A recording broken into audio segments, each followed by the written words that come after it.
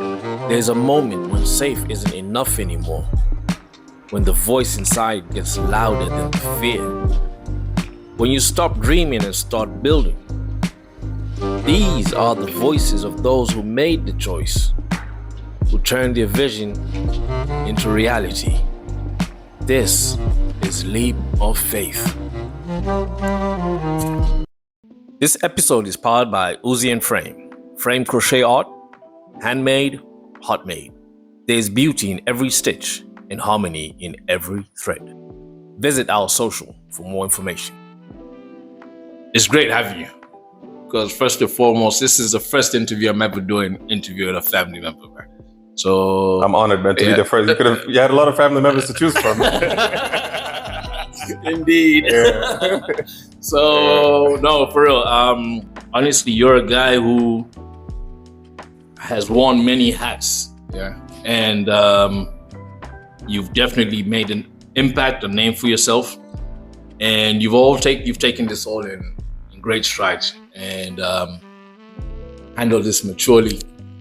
First question I think I want to ask you is: have you ever said no to failure?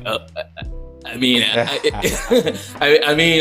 it ever challenged you in such a way like you're like, I don't think I'll be able to do this? Yeah, that's a good question. Like refusing to fail or not allowing failure to slow me down? Maybe a combination of both. Actually, you threw that back at me. Yeah. Actually, both. I think first of all, when growing up, you probably encounter a lot of failures. I think naturally, you ask someone who's 70, 80 years old, they've gone through a lot of failures. So I'm not saying failure becomes a norm, but you know how to deal with it in a better way. And I think my story is no different. So, when I was younger, if I had an inkling of something is about to fail, I would panic, I would get down, I would even, I don't want to say I would get depressed, but I would dwell on that failure. Whether it's happened or it's about to happen, it would really paralyze me in a way. But I think as I've gotten older, and it's funny because I think I tweeted something like this, like I accept losses, but I don't accept defeats. Wow, that's deep. So as you get older, you will fail at some things, but I think the measure of a person, the measure of a man and their character is how they get up once they've been knocked down. So I think I'm learning to work on that a little bit better, is to better deal with failure. It's it's an obstacle. It's not the end of the road. So I think that's how I mentally psych myself up when I'm faced with any sort of failure. And now, of course, there's also people who depend on me, who look up to me. So the option of failing is it isn't a luxury. It's not a luxury anymore as when I was younger. Yeah. So that's another thing. All right, cool. And speaking of that, so when people have looked at the decisions you want to make and probably doubt what you're capable of, how do you handle that? Does that fuel you to actually prove yourself that you can do it? Or is it about not listening to the words "sticks and stones can break my bones," but words and what have you? I think it's an important lesson for a young person to deal with doubt in a positive way, because I think I used to want to prove people wrong when they doubted what I wanted to do, what I was capable of doing. But then now that I've come to realize it's the wrong thing to motivate you. I think what you should be motivated by is a certain purpose.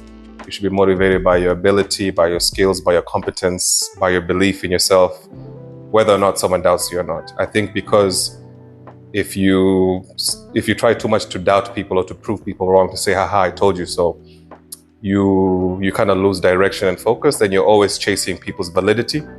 You're either chasing people's validity or you're chasing that I told you so arrogance, which is also not very good.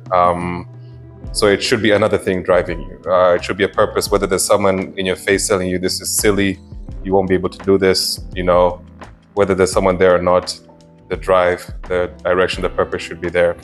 So I would say I used to try to prove people wrong, but I'm steering far away from trying to prove people wrong. Okay. I think a bigger thing is driving me, a bigger purpose is driving me, whether people doubt me or not. That's deep. And what was one of those like proud moments when you actually fueled you to actually achieve something? I mean, there've been a few. I don't know if I have one particular one, but I think just like growing up and kind of doing a lot or achieving a lot at a relatively young age, there was always that doubt of like, you know, this guy's too young, too inexperienced. You know, he doesn't know how to lead, you know. So when I actually did something, you know, and sometimes people are like, oh yeah, he's able to do this, but he won't last, or he will fail, or he will, you know, he'll fall on his face, and you know, things like that. So one is being put in that position. Two is delivering when you're put in that position, you know, and delivering consistently and you know, and showing that you belong in whatever walk of life you're in. So I think professionally for me, that was just the age thing was a challenge. I mean, I'm 40 years old now, and I feel like I've been doing something for 20 years, half my life. I've been doing something, you know, work-wise or career-wise. But to someone outside is, oh, 40 is so young. Like, you know, your life is just starting. To me, I'm like, I've been doing this for 20 years, you know. So being young and doing things and being in leadership positions and leading people at a young age, especially coming from a place like Tanzania, you'll always be doubted, and people, you know, will look at you as you're not a real leader, or you're not really competent because you're young. So that has always been it's made me feel good to deliver as a young person and not disappoint other young people. Because if one young person fails, you will close the door for anybody else coming behind you, because like, see, I told you so. You become the standard. You become the standard. Like, you see, I told you these young people can't do things. Yeah. So what's the mindset that drives you to keep moving, apart from like personal obligations and what have you? I mean, how do you keep a steady, strong mind, you know, when you're approaching these things? I think having a purpose and direction, you know, and having something you want to leave behind, like a legacy. I think I want to leave a legacy for my family in Tanzania in general, for people who maybe choose the career path that I'm choosing. You know, right now working in sort of private sector development work, you know, improving the business environment in Tanzania, you know, sort of positively impacting jobs and skills and things like that. So like, you know, I have, you know, there's a legacy I want to leave, which I feel like, you know, whether people are supporting me or not, it's the purpose and road I'm on, that I need to remain on this road and make things better for people behind me, for my family. So I think those things are driving me. It's like a purpose and a reason why I'm here, and a destiny. And I'm not saying I'm quite clear like what that purpose and destiny is. I can't say like, you know, I'm going to retire a certain type of person, you know, or I'm going to leave behind a certain type of legacy, but I just know I'm chasing that legacy, and there's people who are depending on me, but also paying attention to me and looking up to me. You know, other young people, my peers. So it's also like a responsibility to not disappoint them, or to, you know, show them that it can be done, to inspire them and things like that. So different things drive me, but I think it's that, what am I leaving behind, is really pushing me. I know after high school or whatever, you had different you've been to several countries for your primary and secondary education. Then you hit university in the States. Yeah. Okay. New York, to be exact. Yep. All right. And then you graduate. Actually, what did you do for your undergrad? International studies. International studies. With a minor in political science. Okay. So you leave, you start working for I think a fashion. Yeah, when I was in the US, I did a couple of different jobs. I did work for a fashion brand. Yeah. I did some marketing as well, for a magazine, and then I did some odd jobs and sort of like a social welfare job. Okay. Things like that. Yeah. So you're like simply kind of the creative space. I was, yeah. Yeah. Come back. And start off a social enterprise. Yeah. Mahiga. Yeah. Okay. So Mahiga has great reviews, accolades. From what I understand, you guys managed to impact at least 10 million. Yeah, throughout the lifetime of our different programs and through different channels, absolutely, especially through radio, we were reaching a couple of 100,000 people every week through our radio program. So multiply that by the number of years. Yeah. You know, so that was media, come social enterprise. You do that, then stop. You go to uni, back to uni. Go back to uni, for masters in what, social? Public policy and management. Public policy and management. Okay. And then you come back, you get into policy for some time, and then that took you through a journey to different places. And then now you're in trade. Yeah, trade and investment. Trade and investments. Okay. That's quite a journey. Yeah. Very. It's like 3 different lives. 3 different lives. Very dynamic and whatnot. Were you prepared for each stage? Were you intentional about each stage, or did you just flow with what you started to pivot with the way you started seeing things going as you were growing? Yeah, I think that being intentional kind of came along the way. Like I kind of developed that intentionality. So when I went to the US, you know, I was already sort of like a very creative person. You know, like. You know, I like marketing, advertising, catching people's attention, being very witty, being very creative at how I'll communicate about different things. I started blogging a little bit and things like that. So I was already, you know, even in high school, like I was just a creative person, and, you know, I kind of like thrived in that space. But that's not what I studied for my bachelor's. I studied international studies, you know. Exactly. But I think that influence of studying international studies came a lot from my family, from my late dad. Just, you know, what he was a career diplomat. Is kind of like that kind of drew me into that, you know, sort of international relations world. So professionally, that's kind of like where I wanted to be. But personally, I had this very creative and very good at communicating and things like that. So kind of like, but I think later on those 2 worlds met very well when I was doing sort of Manisha stuff. Yeah. But so that decision wasn't. So the creative side I was on was more for personal things that I kind of liked doing, and that's why I had those jobs while I was still in uni. But I think when I moved back to Tanzania, and you know I was working at Manisha, leading Manisha, I kind of brought the 2 worlds together about sort of like how do you send a message, how do you send an international message to an audience, but help them relate to it, help them sort of like see themselves, you know, improving their careers, improving their sort of personal brand, making an impact in sort of the spaces they're living or working in or even studying in. So I feel like my international relations sort of like academic background helped me with my creative and comms and like building campaigns and sort of mobilizing a movement around certain things. Yeah, sure. Yeah. So that was intentional.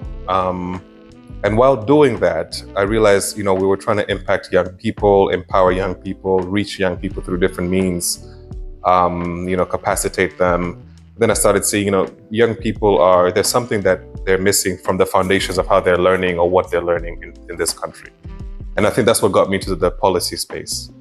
I was like, you know, before you try to help someone, let's say when they're out of school or they just finished school, to me, it felt a little too late. Like, how are we creating the foundation of how they're learning, what they're learning, and even their teachers, how they're being taught? So it really made me look into sort of like, who makes our education policy? Who makes our laws? You know, who develops our curriculums and things like that? I was like, the policymakers. I was like, these are the people, they sit down and create a generation of, you know, one policy can affect a whole generation. Oh, yeah. Do you know what I mean? So then I was like, I need to understand this policy world better so that I can do my communicating and mobilizing and empowering better. So I think that's when me being intentional started. All right. Intentional about like my career and where I want to go. I said, I don't necessarily want to be a decision maker, but I want to influence the decision makers in this country. Okay. Like I want to be able to sit in a room and be like, this policy needs to improve, it needs to change, we need a new policy here. These are the issues that are important. This is what we should consider in these new policies. Also, policies end up creating laws as well. Like policies inform laws and things. So that's when I was like, you know what? With me being able to communicate very well, to get different people in the room and kind of like rally behind an issue like this. Now that I'm a good communicator and I know how to sort of create campaigns and market things, and sort of bring people's attention to things. Now I need to know sort of like the behind the scenes nitty gritty of like the less attractive work and policy stuff. Like I need to marry these two things together. Okay. And that's what made me go back to school. Okay. To do public policy, because I was like, I need to come back and influence the decision makers in my country. And I'm not going to do that with my media background or my international studies bachelor's. Like I need to create that credibility. Again, I was young. If you're young, at least have a good education, or at least have a lot of education. It balances them doubting you. Okay. So I think that's when the policy work. Initially, I wanted to do policy work around, education, skills, and things like that. But I think the investment in policy is policy. How you influence it, how you develop it is the same thing, no matter the sector. Once you know how to formulate policy, how to influence policy, it doesn't matter. It could be health, education, trade, any sector. But policy is policy. How it's created is the same way. So that's when I was becoming intentional when I went to do my master's and I came back. I was like, yep, I want to be an expert in the policy space. Okay. So it's pretty much safe to say that from being self-aware, watching how your programs are actually impacting people, and I'm sure from the questions you're getting, people requesting you to be a mentor and what have you, started seeing a pattern of things. And from those patterns, you started seeing barriers to different things. Exactly. So I don't know if this quote is right, but I read this somewhere that you once said that you wanted a more entrepreneur-minded Tanzania, and produce a more creative and innovative society through what you do. So where did you read that? That was it sounds like me, but it sounds like me from a very long time ago. Oh yeah, this is you a while back. Okay. A while back. Nice. Yeah, I've been doing my research. That's good, man. That's good. So how do you even measure progress on something that ambitious? Measuring progress is a very difficult thing to do, especially when you're not in the quantitative world, more in the qualitative world. I can't say I can say I've reached hundreds of thousands of people, but I really can't say in what way or to what degree, right? But I think measuring things like that, and the measuring also will take time. Maybe the impact of my work will be seen maybe 20 years from now, or the impact of the work that I did 20 years ago is maybe be seeing now a little bit, So these things take time.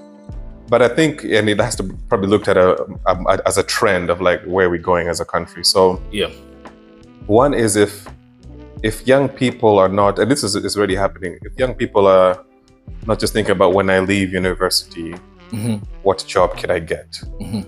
If young people start coming up with creative ideas of their own projects, initiatives, businesses they want to start and things like that, that's already a positive trajectory. Young people coming out of school and wanting to hire themselves or wanting to start their own thing. Young people looking at what, their hobbies and talents and looking how they can monetize these things and turn them into careers. Because I think in back in the day when you used to be, let's say, a good dancer, like, okay, that's cool. It's a nice hobby to have, but please get a real job. But now we're seeing, we're seeing whatever skills young people have, they're looking at how to sort of commercialize those and turn into careers. So that to me I think is a positive thing. It diversifies our society, but also diversifies streams of income, and employment and things like that. So that's really great. So I would say that's kind of like how you measure is like, 10 years ago, if you told someone I'm a travel blogger, they were like, what? But now travel bloggers get paid by companies to go and they make lots of money. They're living well, man. They're living well, So to me that's great. It's adding value to an economy and it's helping people create incomes and hire more people. So I would say things like that, anecdotal examples of like that are showing that, the work that I'm, and not just me, the work that me and hundreds of other people are doing are actually bearing fruit. Yeah, and it's true what you're saying about, how different income streams or what have you today, as opposed to what it was 20 years ago. But there are a lot of people who are letting out their creative side of things and trying to amplify it and monetize it in one way or the other. What is that gap between knowing what you want to do, being informed of the actual industry that you want to get into, and actually making something out of it? I mean, how does one, work on this? So the whole mental process.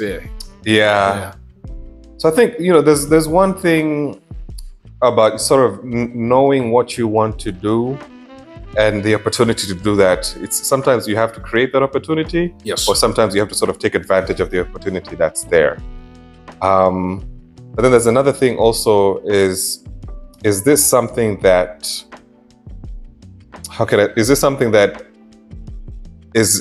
will create some relevance and impact, or is it something that it's like a passion project? I think you have to separate like a passion project from like this is going to create income for me and grow my company, allow me to get bigger and expand, or is this like a passion project that I want to do as a side thing from my other streams of income? I think it's like you kind of have to figure it out, because let me give you an example. Like when someone is good at sports, the percentage of people that make it to be a professional athlete is so small. Do you know what I mean? It's so small, For example, like I play golf now. That was my next question. I know, and I'm doing this on purpose. I play golf now, but I picked up golf just a few years ago, relatively late in my life. Professional golfers started playing golf when they were like pre-teens. So the likelihood of me becoming a professional golfer is very low. Now you can translate that to other things as well. Like you have to understand, okay, is the timing right for me to do this as well?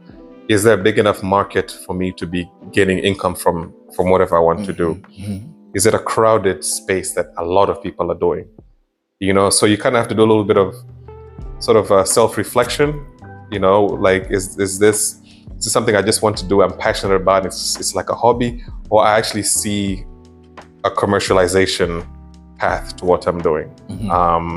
And am I planning for this path? If it's a crowded space and people have captured markets, how do I differentiate myself to steal customers from other people or steal audiences from other people?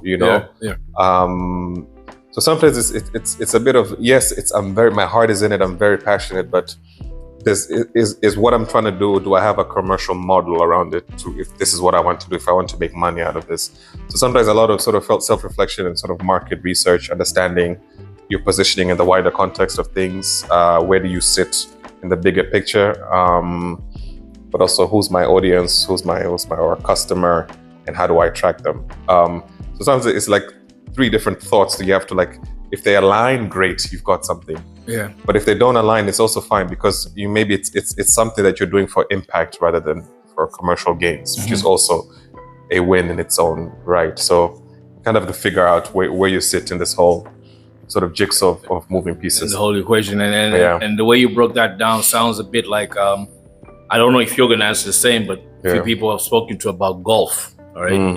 So say golf requires commitment. All right. Absolutely. I'm learning.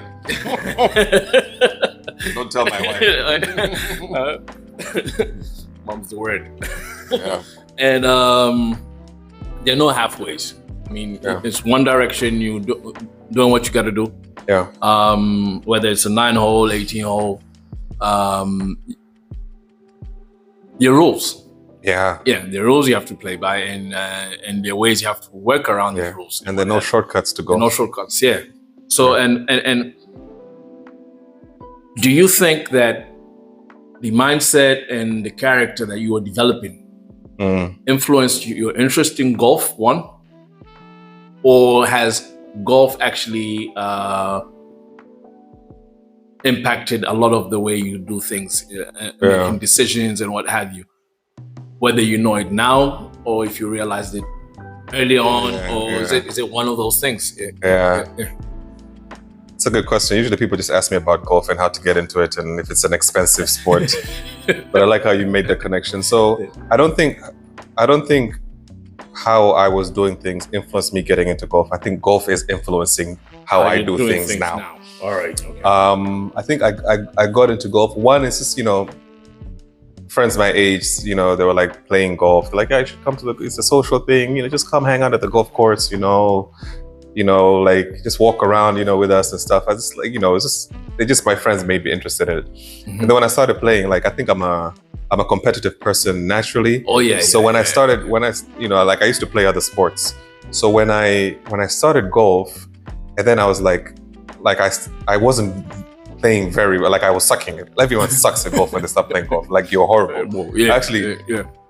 Getting someone interested in golf is one thing. Getting someone remaining interested in golf is even harder. Because once they start messing up, they're like, man, this thing is nonsense, man. Like, what am I doing? Then they'll never come back.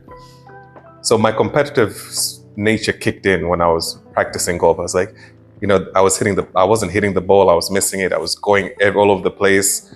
So like my competitive nature kicked in. I was like, no, how can this thing beat me? Exactly. This little ball and a stick. How can it beat me? So me wanted to become better in golf. My competitive nature made me want to play more golf and become better at swinging and hitting the ball. Now, when I started realizing golf is not just a mechanics and physical game, once you can hit the ball well, now you deal with sort of composure. You deal with patience. Yep. You deal with not getting too excited about a good shot or too down about a bad shot. You realize that even good players hit bad shots. Even bad players hit a fluke good shot. Do you know what I mean? So now it was a mental game. It's about pacing yourself. It's about slowing down your heart rate, not getting too excited, like being level-headed. There's rules around golf. You have to know this terrain, I have to use this type of club. You have to know that it's not about hitting the ball far. It's like, okay, I don't need a big club to hit the ball far. I just need to get it close to the hole. It becomes a game of calculations and sort of a mental game. Then I was like, this is why people love golf. It's not about because they can hit the ball very well. It's like everything else around golf, And then translating that into life, right? Just like being level-headed, not getting overexcited, not getting too down about something, being very calm when you approach things. Golf is a game of honesty as well. Like, yes, like it's a game of integrity. Like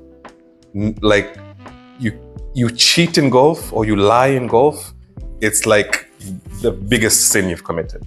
Okay. Like one thing about golf, that's why they call it a gentleman's game. Like you don't cheat, you don't lie. If let's say you hit, your score was 5 and you say my score was 4 or 3, and then at the end of the round, everyone, people look at everyone's score like, Andrew, there's no way you played 4 or 5 shots better than everybody else. We've seen how you were hitting the ball. You know what I mean? It's just, so it builds trust and integrity, and there's a camaraderie around golf as well. Like people you play golf with, you do other things with, after the game, you go sit down for drinks or a meal, you meet, your families meet. It becomes a game of like a lifetime of friendship as well.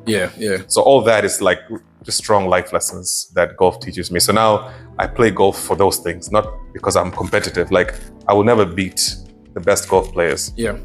Which is fine. That's not why I play golf anymore. I played it competitively to learn how to swing the ball. But now that I relatively know how to swing a golf club, I play for the other reasons.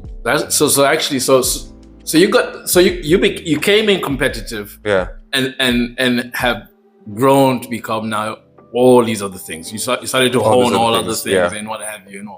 I don't approach golf competitively anyway. Even when I play against people, it's like, can I play better than I played last time? Exactly. My score. Exactly. Not the people I'm playing against. Like if I improved on the score I had a week ago or a month ago, like it's a good day of golf for me. Next time I play, if I improve on that score, it's a good day of golf for me. So now it's kind of like, how am I gradually improving myself and how I'm approaching this? Not how am I beating other people? I see it. I see it when you actually do post around or whatever. When you're there, I can actually tell, knowing you, the person you are, I can actually tell you actually enjoying being there and what comes with it. You know? Yeah, exactly. But for those who actually, I'd like to add to that is that I did realize that apart from what you actually do for a living, not just you but anybody. Engage in other activities, be it hiking, be it golf. It doesn't have to naturally be just a physical sport or what have you. For those who feel that I don't need this, I just need to lounge, and the weekend just passes by. I mean, what's the gain, by actually engaging in something that actually physically challenges you, but actually requires that you have a mindset and put aside time for it. Exactly. No, I think it's important. I think one, especially because like in my office nobody plays golf. Like so I literally play, like I have two sets of people that I interact with. People from work-wise and people I play golf with. That in itself is good. Okay. Kind of diversifying your company. Sure. You get new ideas, new ways of thinking, you network. Golf is one of the best networking games. Like I haven't seen a sport where you network as much as golf. You literally meet someone new every day. So that in itself enriches your views on life, your approach to things. So it's always good. And also kind of like trains your brain for other things as well. Because golf is also a relaxing thing. Like I said, it's a very mental game, but in a way it relaxes you as well. So it kind of, if you have a lot on your mind, you will not play good golf. So a good golf requires you to empty your mind of anything else. Like you had a bad day at work, leave it at work. Golf makes you focus on that little ball, and hitting it cleanly and breathing slowly and being composed and not rushing. It's that metaphor, focus on the detail kind of thing. Focus on the task in front of you. That's it. Exactly. So in a way, I would. There's other things that you can do that with. Other sports or activities, but you don't quite get that sort of mental stimulation from resting, or just like going out over the weekend and doing things and being around the same people. Actually, if anything, it's probably exhausting. Actually, I get exhausted more mentally by going out and doing the same thing every weekend that I've been doing for all my life, as opposed to 3-4 hours playing golf. That is more relaxing to me, even though I do more walking. Physically, it may be draining, but mentally it's more relaxing than, those other social activities that really don't bring any benefits. I like the way you broke that down, though. I mean, especially focusing the task at hand. I mean, I know. Let's fast forward, man. 20 years from now. What change do you hope that people will see or say that, Andrew Mahiga,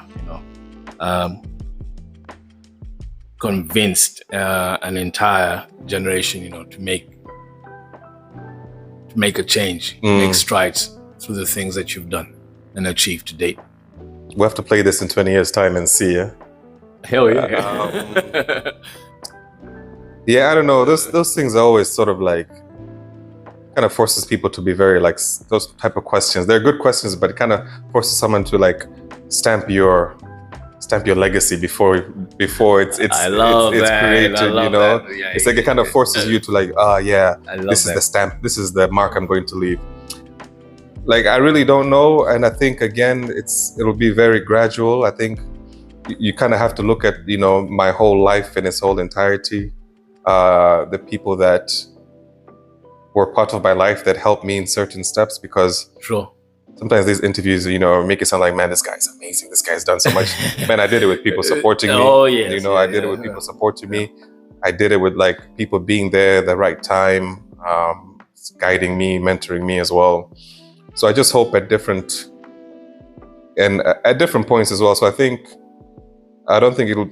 if certain people you ask, what legacy did Andrew have, they can have a very personal story, maybe there's a time I interacted with someone, I give them some advice, or I connected them with someone and they did amazing things, you know, so they can be like, Andrew really helped me like get a job, or he helped me connect me to this person. It was a good business opportunity, and now I'm doing business because of Andrew's connection. Some people from afar could be like, you know, I watched one of Andrew's interviews, you know, and he really said something that really sparked my thinking, my idea, and I went on to do things.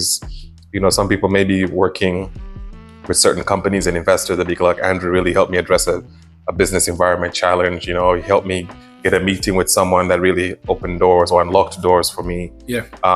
You know, someone could be like, you know, Andrew really participated in this consultation, this workshop, this event that brought in different stakeholders and ideas, and we really moved sort of we moved the sector or the policy formulation or some sort of strategy within this sector. We moved it along and we were able to do A, B, and C. Yeah. So you see, it really, like, it'll be sort of different touch points of hopefully in the next 20 years that someone, and it's interesting because, and I'm not saying, I'm hoping people say half as good things as they say about my dad, for example. Yes. So after he passed, I would bump into people. You know, you think because of his position, you know, he was in government, he was a diplomat. So you think a lot of the stories about him would be like professional stories. Yeah, yeah. You know, some days I'm like, went to Mahiga. Man, there was a day I bumped into your dad at the supermarket. I asked him a question. He gave me like 15 minutes of his time. Yeah, yeah. He just advised me, and like he told me to do A, B, and C, and I went and did it. And he checked on me that if I did it, and that's it. Like, that man is a good listener. Do you know what I mean? I'm like, man, I was expecting like a story about like some bigger national thing, you know? Yeah. You know, or there was a day, you know, I bumped into your dad. You know, I was about to get on like a daladala. You know, I waved at him, and then the car slowed down. He pulled down his window. He said something, akanipa hela nauli, you know, to take a taxi. That is his memory of it. Yeah, like, your dad is a very generous guy. Yeah. Do you know what I mean? So it's like man, everyone has a different story. Yeah. You know, like, I'm like, now that is legacy. Yeah. Like, there's the legacy, the official legacy, and there's the legacy of how you touch someone's life, like, individually. To you, maybe a normal thing, him stopping to speak to someone 15 minutes at a supermarket. Character.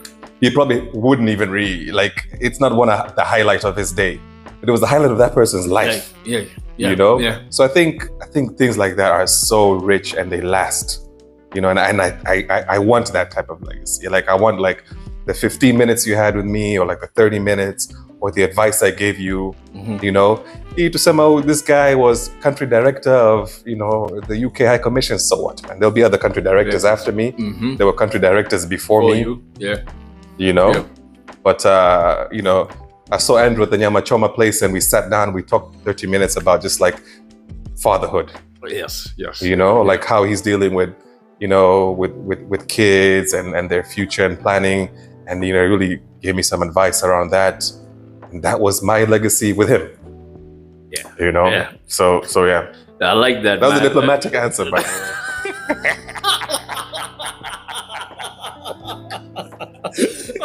I answered you, but I didn't.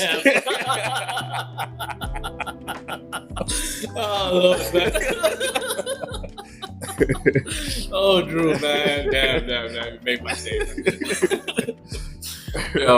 But two last questions here. Okay. Yeah. I love what you just said, especially how you broke down legacy having two parts. Yeah.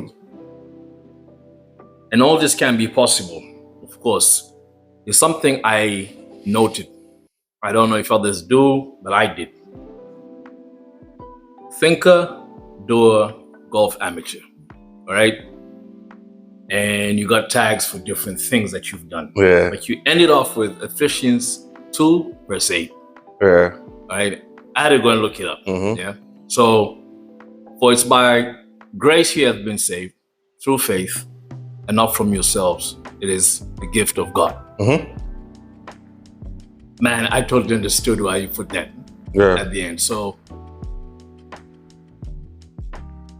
how strong is faith in everything that you do? Ah, man, it's faith and grace is everything, because I don't like, and I'm not saying this to say like, oh, I'm trying to sound humble. Like, it was not my actions that put me where I am. Yep. Mm-hmm. Like, you don't perform your way into God's grace. Like, it's not an act. He gives it to you freely. You know, like, you're not gonna say, oh, I've helped so many people. You know, I've inspired so many people, so of course God loves me. Like, no, God gives you grace because He's a graceful God. Like, your achievements and accolades mean nothing to Him. You know, He can give you grace, He cannot give you grace. You know, so you don't perform your way into God's good books. So yeah, just with that, you know, with that thinking, one, it humbles you, it keeps you grounded. It makes you treat every opportunity you have, every chance to influence, every platform you're given, every podium you stand on. You understand that it's not you, Andrew, you worked your way here. You know, it is God's grace that allowed you to be there. Because He could have easily given it to someone less qualified than you, less educated than you, less exposed than you, and He could have even done a better job than you. You know, that's so deep. I think it's a great reminder to show that, you know, this grace is bestowed upon me. I need to use it wisely, because it's something that could be taken away from you. God doesn't need you to convince Him to keep the grace. He doesn't need you to ask Him. He gives it out to anyone He feels like it. So, and I'm not saying I'm a very like spiritual person, but I think it's just something that reminds me every day. Like, and that's, I think, what also legacy is all about. Like, you know, He's given you this platform and this influence. Use it wisely. Leave people in a better situation than you found them. Don't make Him regret giving it to you. True, and you recognize that it came from you know, so I just thought that was deep. I passed it many times. It made sense to me today. You know. Last question, bro. Cousin, if you could sit down for dinner with any three people, living or dead, oh man, who would you choose and what would you want to ask them? And these three people, like, in the same together, all four of us together. I didn't think of it that way. But if they're all together, it depends, as opposed to like three separate dinners. Let's put it together. Together over dinner. Wow. Can I say? No, I have to. Two of the people. And I'm sure you'd appreciate this, is Babu and Bibi, our mother's parents. I was born after Bibi passed, so I never met her. Yes. And then neither did I. Yeah, and Babu passed when I was too little. I have no memory. And there was one picture of him like carrying me. I would love to sit down with those two. If I could turn back the hands of time. Probably separately. I would have probably gotten better stories if they were separate, because if they're together, like, I'm sure Bibi would just allow Babu to do the talking. or vice versa. But just because I didn't experience them, and they shaped our mothers, and our siblings in such a positive way that, like, I want to sit with them and just like say thank you, and you know, kind of like, my goodness, you know, for the relatively short lives you lived, man, you guys have done a lot to our parents. So them for sure, just because I didn't experience them and their love. The third person. Maybe Jesus Christ himself. Maybe Jesus Christ himself. Yeah, man, that's deep. Jesus and my grandparents. Yeah. And what will we talk about? I think probably just I don't think I'll be doing a lot of talk. I'll be doing a lot of listening. Yeah. but like just kind of like, you know, how to leave a good legacy and impact people in a positive way, and not through like doing things for people, but like how you treat people and how you approach them. I think I've realized, you know, like acts of giving people things or doing people things, they're good. They make people feel good for a very short period of time. But how you made people feel, how you made people feel about themselves, especially, you know, how you made people maybe think about themselves more positively, or be more motivated, or be more driven, or be more clear-headed about something. That stuff lasts for so long, and it lasts through generations and things like that. So, yeah, I would have wanted to add more people, but Jesus and Babu and Bibi. Man, that's enough, man. I mean, these are, if you look at it deep, these are the people who have given you life, regardless. Absolutely. I mean, through them is where you are today. So that's deep, man. Yeah. Yo, Drew, man, reached the end. I won't lie to you, man. Thank you so much. No worries. Yeah, you could have been anywhere, and I appreciate this because honestly, we've not sat down to talk in a while. Yeah, I know. We see each other like events and things, but we don't. And honestly, I'm loving this. I can't wait for us to do more. I'm gonna catch up some more for us after we turn off this camera. I know, but yo, stay blessed. Blessings to you and your family, and man, just keep on with the leap of faith in everything that you do, man. Appreciate it, bro. God bless you. Take care, bro. Santa. Okay.